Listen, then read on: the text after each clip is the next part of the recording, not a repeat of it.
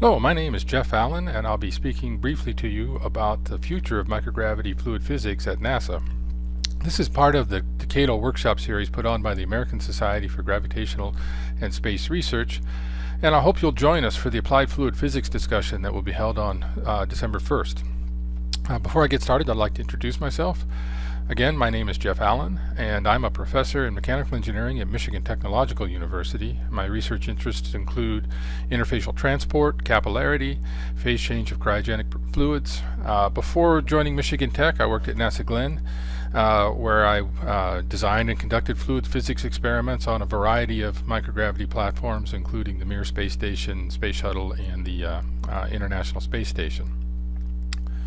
The purpose of this presentation is to help provoke discussion. In preparing for this, I reached out to a few colleagues, they're listed here, and I also went back and looked at some of the previous recommendations made by the National Academy of Engineering as well as NASA's own workshops, and I've listed those documents here in case you're interested. Okay, so let's start with some broad questions and work towards some specific ideas on microgravity fluids research. In particular, I'll try to relate some of this to low-gravity cryogenic propellants. But to begin with, what is our current state of understanding? What do we know? What do we not know? Right? What's worth working on in the short term and the long term? What could wait for 10 years before we start to think about it? And is there anything critical missing from NASA's current portfolio that we should have been working on? Are there problems and questions that we're confident that we can get resolved in 10 years?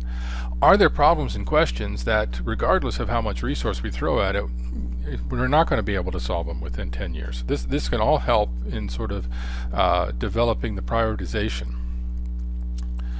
Okay, so applied fluid physics research at NASA is a complex picture of needs and opportunities. Right, when we look at what motivates this research, it starts with NASA's missions. Right, so and there's a number of them, and there's other videos that you can watch on this. But in order to accomplish those missions, there's new technology that needs to be developed and deployed. We need to develop improved design guides and engineering tools, and for all of that, we need a long duration microgravity platform, and we have that in the International Space Station. Okay, so in addition, we need more advanced computational models, and I list CFD here because we're talking about applied fluid physics, in order to help guide these designs in order to simulate long duration missions and have confidence that the technology will be robust. Now, the applied fluid physics research at NASA bridges these various activities, and you'll notice there's a number of intersections here between the science and the different activities, and I'm going to define 3 of these intersections. The first is enabled science, and by that I mean it's science that is very interesting and can only be done on a long duration low gravity platform. It may not have a direct impact on technology development, but nevertheless, it could be very worthwhile pursuing. Another intersection is between science and the technology development and engineering design. And so this is science and research in applied fluid physics that is really directed towards answering specific questions that limit technologies.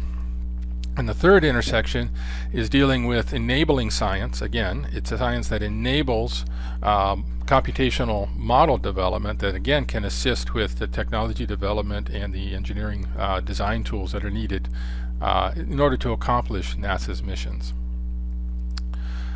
Okay, so if we look at specifically some of the research opportunities and needs within those 3 intersections, enabled science, there's a long list of things that are very interesting and that we can really only do if we're looking at experiments where gravity has been turned off. In terms of enabling science, there's a lot of things that need addressing, including scaling laws in low gravity. We really don't have a good handle on boiling in low gravity. In particular, how do we transfer what we do know about boiling and low gravity into system level design? Stability of closed two-phase thermal systems is not well understood. And the list goes on, right? And cryogenic propellant management is one that I'll be talking about in a little bit. The third intersection, the enabling science for model development, surprisingly, we don't have reliable low G or capillary models of moving contact lines that are suitable for CFD. We also don't have reliable transient phase change models or reliable slosh models when we're talking about very large, say 10-meter diameter tanks. So what we really need are reliable models of low gravity interfacial transport within a CFD framework. So the question here is, how do we prioritize resources and timing of resources across these three intersections?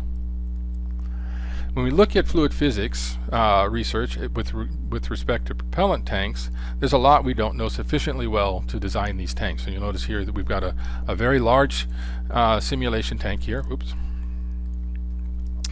That exhibits turbulence, significant deformation of the liquid vapor interfaces. Some of the things that we struggle with is ultra low heat flux, heat leaks, if you will, and flash boiling. It's different with cryogens than it is with organics. The effect of non-condensables on interfacial stability, the stability of thin films, slosh, phase change, and what we can't model are very similar, right? A number of the same things we struggle in terms of modeling. So my particular viewpoint on terms of research priorities is in the short term, we really need to work hard on defining dimensionless limits. First, where microgravity and 1G are the same, right? So that there's a G independence associated with those dimensionless maps, as well as dimensionless regime transition maps, particularly for low G two-phase flow and boiling. Why aren't wetting, contact line motion, and thin film dynamics, particularly in low gravity, integrated into commercial CFD? Well, it's not a market for commercial CFD, and low gravity is a uniquely challenging environment.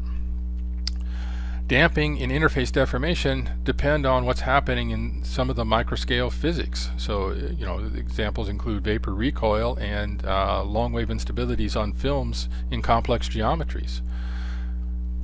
We still treat evaporation and condensation as an equilibrium process, even though we know it's not really true.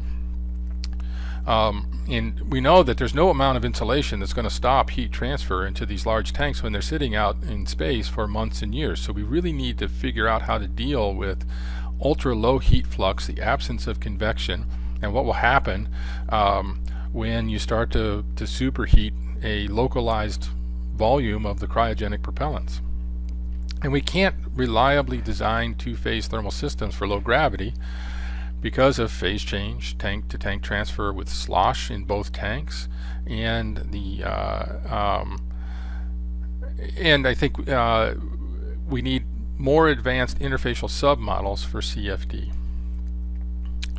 So to summarize, priorities from my perspective is a zero-G two-phase interfacial heat and mass transport data, specific towards targeting unknowns and perturbations of equilibrium for the storage and transfer of cryogenic fluids. So going forward, a few more questions to try to spur conversation. Do we need a low G cryogenic platform outside of ISS where we could deal with large volumes of, say, liquid hydrogen? Or will we have the answers that we need before that thing can be built? Should NASA expend resources on developing engineering design guidebooks and best practices? And, as an example, how many more times must new engineers be surprised when they stick an open cylinder into a liquid bath on a zero-G aircraft or a drop tower? I mean, we keep relearning the same lessons over and over again. Should we look at conducting this research through grants and projects, or should we target research campaigns similar to, say, an ARPA-E or a DARPA type program?